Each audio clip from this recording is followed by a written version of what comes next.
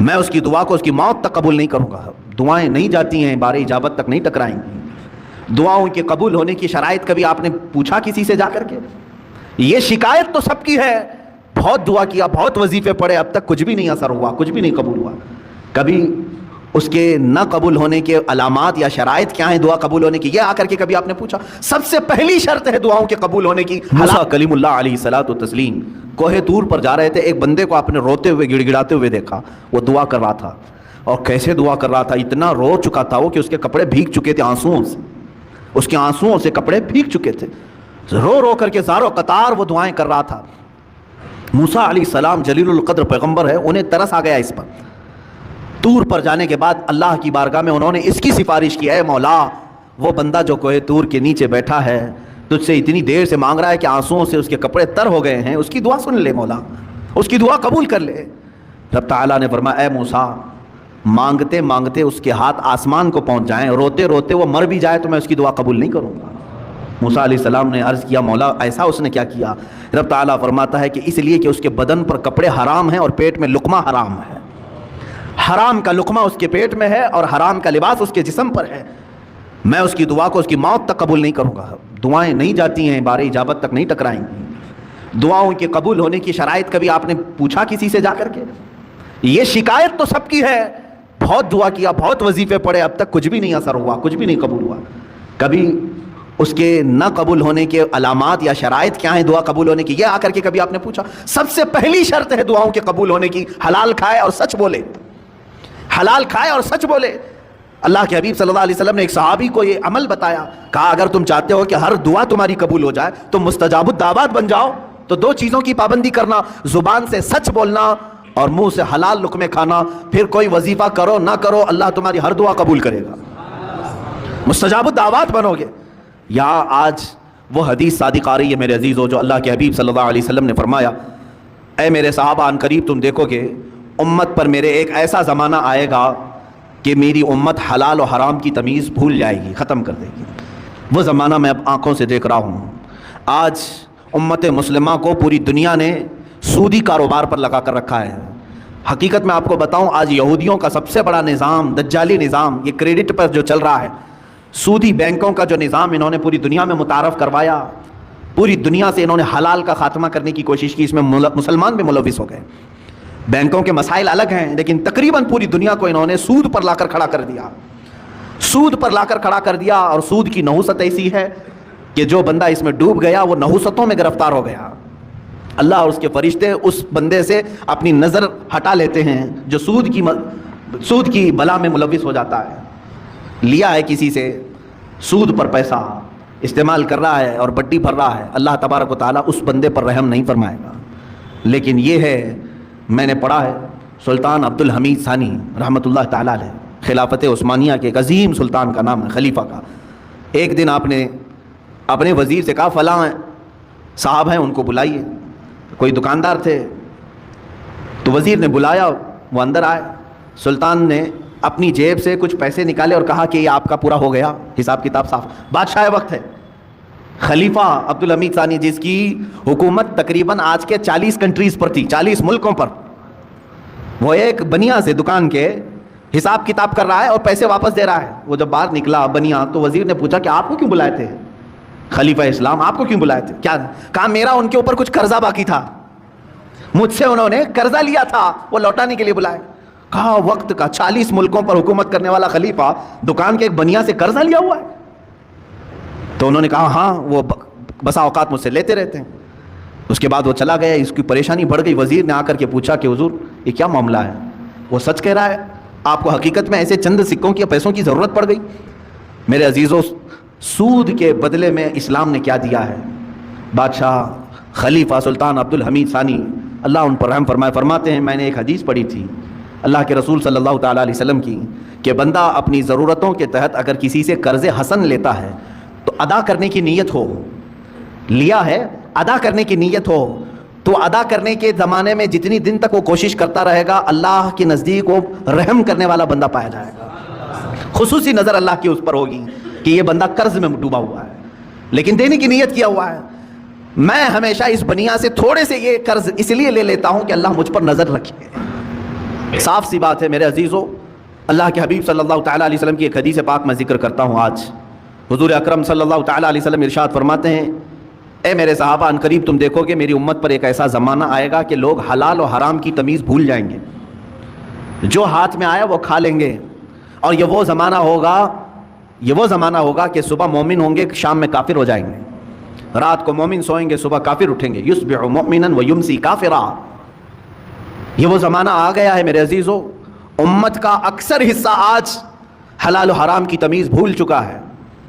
ایک بات میں آپ کو بتاؤں، اللہ تعالیٰ نے قرآن پاک میں جو ہمارے لیے احکام بیان کیے کہ کون سی چیز تمہارے لیے سوٹیبل ہے، مجھے یہ بتاؤ کہ وہ ہمارا خالق ہے یا نہیں؟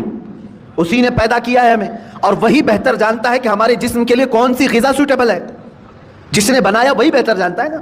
جب اس نے قرآن پاک میں ہمارے لیے فرما دیا کہ تمہارے لیے حلال سوٹیبل ہے، صرف پاکیزہ غذائیں، اور اس نے تو تمہارے لیے اتنا اہتمام فرمایا، تفسیر میں نے پڑھا اللہ رب العزت نے اس اشرف المخلوقات کو اتنی عزت دی ہے کہ زندگی میں اگر سب سے زیادہ ضرورت کسی چیز کی ہوتی ہے تو کھانے پینے کی ہوتی ہے، بغیر کھائے پیے کون زندہ رہتا ہے؟ جتنی اہمیت کی حامل ہیں نماز، روزے، حج و زکوٰۃ، تو صرف ان ایکٹیویٹیز اور ان اعمال کی ہی اہمیت نہیں، بلکہ ہمیں روزمرہ زندگی جو ہم گزارتے ہیں، ہم کیا کھا رہے ہیں اور کیا پی رہے ہیں، کیا کما رہے ہیں، اس کا بھی اسلام میں بڑا گہرا تعلق ہے۔ یعنی کچھ بھی کھا لو، کچھ بھی پی لو اور آ کر کے مسجد میں نماز پڑھ لو، یہ اسلام نہیں ہے۔ اسلام تمہیں اندر سے بھی پاک دیکھنا چاہتا ہے، باہر سے بھی پاک دیکھنا چاہتا ہے۔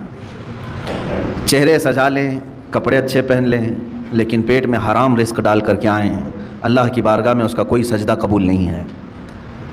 تو ظاہر کا نام صرف اسلام نہیں ہے، ہمارے باطن کی اصلاح بھی ضروری ہے۔ اسی لیے اسلام میں رزق کی بڑی اہمیت ہے، ہم کیا کھا رہے ہیں، کیا پی رہے ہیں۔ اگر آپ نے رزق کے متعلق سوچ و بچار نہیں کیا تو ہو بہو آپ اس کائنات میں جانوروں کی زندگی گزار رہے ہیں۔ جانوروں کے لیے کوئی ریسٹرکشن نہیں ہے، کوئی حد نہیں ہے، کوئی ممانعت نہیں ہے۔ اگر وہ غلاظت کھا لے تو بھی کوئی اس کو برا نہیں سمجھتا، چارہ کھا لے تو بھی کچھ برا نہیں سمجھتا، سڑا ہوا کھا لے تو بھی کچھ برا نہیں سمجھتا، مرا ہوا کھا لے تو بھی کسی کو کچھ فرق نہیں پڑتا۔ جانوروں کی زندگی میں کھانے پینے کے معاملات میں ظاہر سی بات ہے کوئی لمٹ ان کے ہاں موجود نہیں ہے۔ انسان ہیں آپ، اشرف المخلوقات ہیں۔ اسی لیے رب تعالیٰ فرماتا ہے یا ایھا الذین آمنوا، اے ایمان والو، کلوا من طیبات ما رزقناکم، ہم نے جو تمہیں رزق دیا ہے ان میں سے پاکیزہ چیزیں کھاؤ، پاکیزہ چیزیں کھاؤ، واشکروا للہ، اور اللہ کا شکر بجا لاؤ۔ اور حدیث پاک رسول کریم صلی اللہ علیہ وسلم فرماتے ہیں اللہ طیب ویحب الطیب، اللہ تعالیٰ پاک ہے اور پاک چیز کو ہی پسند کرتا ہے، پاک چیز کو وہ زیادہ پسند فرماتا ہے۔ تو پاک جس طرح سے، اب آپ کو میں مسائل بتاؤں، نماز میں آنے سے پہلے آپ کئی چیزوں پر توجہ دیتے ہیں۔ بدن پاک ہے یا نہیں، سب سے پہلے آپ یہ دیکھتے ہیں کہ کہیں پیشاب پخانہ یا نجاست حقیقی نہ ہوئی ہو، یعنی غسل واجب نہ ہوا ہو، ایسی ساری چیزیں آپ بدن کا دیکھ لیتے ہیں۔ دوسرے نمبر پر آپ جو کپڑے پہنے وہ بھی دیکھتے ہیں کہ کہیں ان کپڑوں پر کوئی نجاست تو نہیں لگی ہے، کپڑے بھی پاک ہیں، بدن بھی پاک ہے۔ پھر جہاں نماز پڑھنے کے لیے کھڑے ہیں وہ جگہ دیکھتے ہیں یہ پاک ہے کہ نہیں ہے، کتنی پاکی کا اہتمام ہے۔ ایک نماز، ایک سجدہ ادا کرنے سے پہلے بدن کا غسل سے ہونا، وضو سے ہونا، کپڑوں کا پاک صاف ہونا، اور پھر اس جگہ کا بھی پاک ہونا ضروری ہے۔ یہ شرائط نماز میں سے ہے۔ اگر ان میں سے کوئی ایک چیز بھی ناپاک رہی تو نماز ہوگی نہیں۔ بدن ناپاک تھا یا کپڑے ناپاک تھے یا وہ جگہ ناپاک تھی جہاں نماز پڑھ رہے ہیں، نماز ہوگی نہیں۔ میرے عزیزو، ہم جب ان چیزوں کا اہتمام کرتے ہیں تو یہ تو ظاہری احکام ہوئے جو شریعت نے ہمارے اوپر رکھے ہیں۔ اور حدیث پاک میں اللہ تعالیٰ کے حبیب صلی اللہ علیہ وسلم فرماتے ہیں ان اللہ لا ينظر الى صورکم بل الى قلوبکم، اللہ تمہاری صورتوں کی طرف نہیں دیکھتا، تمہارے دلوں کی طرف دیکھتا ہے۔ اب تم مسجد میں آ رہے ہو، بدن بھی پاک کر کے آئے، کپڑے بھی پاک کر کے آئے، اور جگہ بھی پاک ہے جہاں نماز پڑھ رہے ہیں، لیکن جسم کے اندر حرام غذا لے کر کے آئے ہیں، ناپاک چیزیں کھا کر کے آئے ہیں، جس چیز کے اللہ نے اور اس کے رسول نے منع فرمایا وہ چیزیں اپنے جسم کے اندر لے کر کے آئے، تو یوں ہی سمجھ لو میرے عزیزوں کہ اندر کی غلاظت سے آپ نے اپنے آپ کو صاف نہیں کیا، باہر صرف صاف ہو گئے۔ اسی وجہ سے نمازوں کا کما حقہ لطف بھی نہیں مل پاتا، عبادتوں کا وہ ذوق بھی نہیں آ پاتا۔ اس کی وجہ کیا ہے؟ اندر سے یہ خرابی موجود ہے، اوپر سے جتنی لیپا پوتی کر لیں۔ اس کی مثال یوں ہی ہے، آپ نے اپنے جیب میں سڑے ہوئے گوشت کے ٹکڑے رکھے ہیں، مردہ رکھا ہوا ہے، ظاہر سی بات ہے ایک مردہ اور یہ سڑے ہوئے گوشت کی بدبو کتنی ہوتی ہے، یا غلاظت اپنی جیب میں رکھے ہوئے ہیں، اوپر سے عطر پر عطر لگا رہے ہیں، عطر پر عطر لگا رہے ہیں. جتنا بھی عطر لگاؤ وہ اندر کی غلاظت کی بدبو آ ہی جاتی ہے. اور کبھی ایسا ہوتا ہے کہ اس عطر کا بھی فائدہ نہیں ہوتا، وہ مکس ہو کر کے کوئی اور ہی بو بن جاتی ہے، کوئی اور ہی مہکانے لگ جاتی ہے. عزیزان گرامی، ہم اپنے اندر کی غلاظتوں کو رکھ کر کے اگر نماز، روزے، زکوٰۃ یہ ساری چیزیں کرتے رہیں تو ایسی ہی ہے کہ یہ عبادتوں کا کما حق فائدہ نہیں اٹھا پاتے. نمازوں میں لطف کیوں نہیں مل پاتا، سجدوں میں یہ تڑپ کیوں نہیں آ پاتی، دلوں کی پاکیزگی اور حلال رزق کی جو اہمیت اسلام میں ہے اس کی طرف توجہ نہ دینے کی وجہ سے یہ ساری چیزوں کی خرابی آتی ہے. کسی نے کہا تھا آپ تو کہتے ہیں قرآن میں ہے، اللہ نے فرمایا ان الصلاۃ تنہی عن الفحشاء والمنکر، بے شک نماز ہر بے حیائی اور برائی سے روکتی ہے. ادھر نماز پڑھ رہا ہے ادھر چپل چوری کر رہا ہے، ادھر نماز پڑھا ادھر فوراً باہر نکلتے ہی اجنبی عورتوں پر نظر ڈال رہا ہے. تو کہاں اس کی نماز نے تو بے حیائی سے اسے روکا ہی نہیں. قرآن کہہ رہا ہے نماز بے حیائی سے بچاتی ہے، برائی سے بچاتی ہے.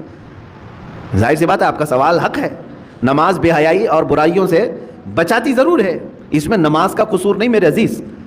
نماز کو جس انداز سے پڑھنے کا حکم دیا گیا تھا وہ نماز تم نے اگر پڑھ لیا ہوتا، ظاہر بھی پاک ہو باطن بھی پاک ہو، پھر دیکھو تمہیں نماز صرف بے حیائی اور برائیوں سے بچا